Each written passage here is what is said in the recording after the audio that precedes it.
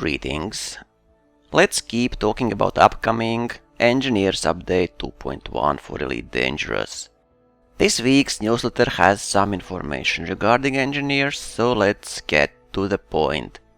Incredibly useful new features coming to Galaxy Map. Yeah. It took only a year and a half and millions of threads on Frontier Forum for them to realize that bookmarks actually can be very useful for everyone. Well, better late than never. Does that mean that we will have ship delivery? And how about storage space at stations for our modules, weapons, powerplay modules, materials? Probably not. I know I'm asking way too much. But I would be willing to call an update that has 4 new weapons, bookmarks on Galaxy and System Map, ship delivery, module storage, material storage. Best update ever. Okay, back to reality. We will be able to bookmark locations on the Galaxy Map and System Map. Things like star systems, planets, asteroid belts, starports, outposts, surface ports and settlements. But will we be able to sell our current bookmarks made of stock Sidewinders spread all around habitable space, without need to go and dock to every single station? Probably not. So why would developers implement a revolutionized way to play Elite Dangerous now? And I mean a year and a half after Gamma release. Why this feature was not there from the very beginning? They did not have time to do that back then. Why now? Well, for me it looks like they are just throwing us a bone. Anyway, this is very nice feature and I will be using it a lot. You will be using it a lot. We wanted that from the very beginning. I remember those threads on forum demanding bookmarks. I remember my friends showing me their Galaxy Map screenshots with a lot of Sidewinder there just to keep track of which places are worth visiting. Now we don't need that. And there's also a dev update regarding engineers. So missions will be more clear. Influence is much more complicated and it isn't part of the mission changes. We'll be able to see only if we made positive, negative impact, that's it. With minor factions stayed there, intending making their effects more noticeable on available missions. Supposedly it will add more drama to a star system. Consequences also have a more immediate response, so authority response if they are attacked will be sharper. For rewards, our first goal is to provide a range that is wider than simply credits. Credits will be still a common reward for missions, but we're adding greater variety. One such addition is that of treasure locations, so we will be able to hunt for treasure. Do you feel like pirates? You should. This is a bonus for certain missions that can lead you to other locations with valuable vouchers or items that can be collected. Materials for crafting can also be awarded for completing missions. And that's good news for everybody who do not have horizons, because materials can be collected only on planet surface now. If missions will reward you with materials, great. More options, always good.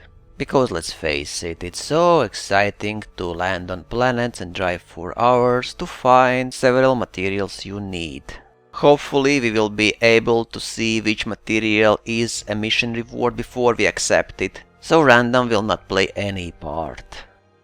More commodities and materials are being added to the game. Oh, please give me a filter so I can turn off 90% of commodities in commodity market. Because vast majority is really completely useless. I only use maybe 5-10 commodities. Unless they will implement some interesting stuff with different goods and different effects on system. In example, trading some weapons or specific minerals and metals that are used for ship building would give a boost for minor factions that own starport, so they will have better equipped ships, better weapons, higher level pilots, bigger wings of authority ships, so we could directly influence what you see in system and every single system would not feel exactly same. Credits will still feature as rewards, and rewards will be balanced to scale better with difficulty and also be more lucrative if you're well regarded by minor faction. Does that mean that higher reputation we have, more credits we'll receive upon completing missions? Interesting. There will be change to mission templates to make them more reliable and address issues seen in current build. I would just like them to hire somebody with imagination to make missions. Sorry, but since Gamma I did not see much of improvement in this field. In 2.1 update, Cockpit will also have a clock to help keep an eye on the time. This is funny, I actually wanted that from the very beginning, because I had to go to Galaxy Map and see times there if I was outside stations. And they are not talking about specific release date for 2.1. Beta will be released somewhere in May. So it actually may be true that live build will be only in June. But what about other updates that are supposed to come out this year?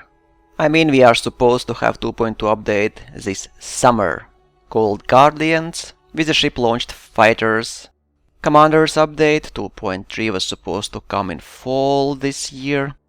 Team App and Stand Together, multi-crew.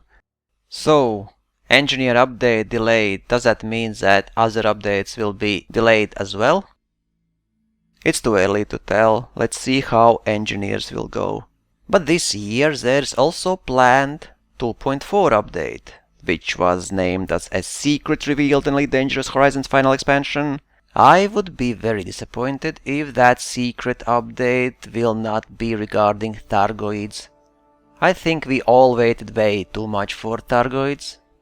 I am all for delaying updates if final product will result better quality. But I really will be disappointed if even after delay they will not be able to deliver. And especially considering that there is Star Citizen on Horizons. Elite Dangerous really needs to pick up the pace and start surprising us. This and next year will be very good for space simmers. Which game you are most excited about? Fly safe, Commanders!